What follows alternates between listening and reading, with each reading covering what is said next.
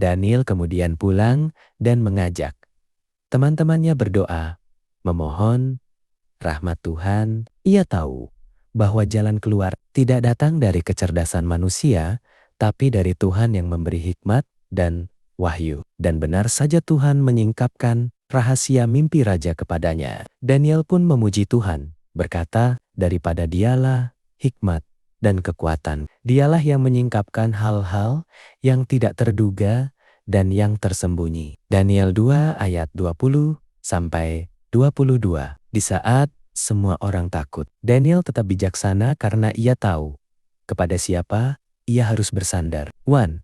Hikmat membuat kita melihat dari sudut pandang Tuhan. Ketika krisis datang, yang paling cepat hilang adalah ketenangan. Namun hikmat membuat kita bisa berhenti sejenak dan melihat situasi, bukan dari rasa takut, melainkan dari iman. Daniel tidak langsung bertindak gegabah. Ia tahu bahwa setiap keputusan tanpa doa bisa membawa kehancuran. Hikmat dari Tuhan memberi kita pandangan yang lebih tinggi, melihat bahwa di balik situasi sulit, Tuhan sedang bekerja mendatangkan kebaikan. Jadi, alih-alih panik, berhentilah sejenak dan mintalah hikmat kepada Tuhan. Ia tahu langkah apa yang harus kita ambil.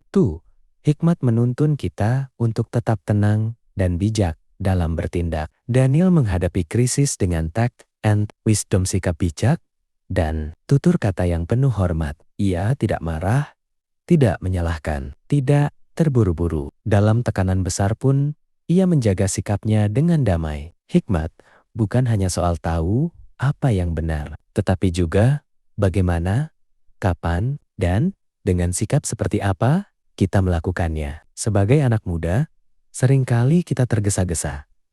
Cepat bertindak, cepat bicara, cepat bereaksi. Tapi hikmat menuntun kita untuk pos menenangkan hati, berdoa, dan membiarkan Tuhan memberi arah. Saat kita tenang, barulah kita bisa mendengar suara Tuhan dengan jelas. Sri, hikmat membawa kita kepada keputusan yang memuliakan Tuhan. Daniel tidak hanya mencari jalan keluar, tapi mencari cara agar Tuhan dipermuliakan melalui hidupnya. Setelah rahasia mimpi disingkapkan, ia tidak mengklaim bahwa itu karena kepintarannya, melainkan karena anugerah Tuhan. Hikmat sejati akan selalu mengarahkan kita untuk memuliakan Tuhan, bukan diri sendiri. Dalam krisis kehidupan, hikmat Tuhanlah yang memampukan kita bertahan dan melangkah dengan benar. Saat masalah datang, apakah kita langsung bertindak berdasarkan emosi? Ataukah